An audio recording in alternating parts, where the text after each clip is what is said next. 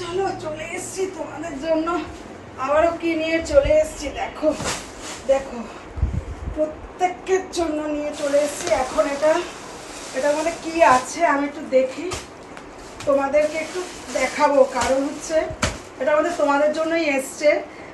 কি এসছে আমি জানি না, খুলি তারপরে দেখবো। আর যাই এসে থাকুক সেটা তো তোমাদের সাথে আমি শেয়ার করব লাইভে, পুরোটাই লাইভে শেয়ার করব। কাঁচি দিয়ে কাটতে থাকি। দেখো বস্তা তো খুলে ফেলেছি, এবারে কি আছে দেখি তোমাদের জন্য।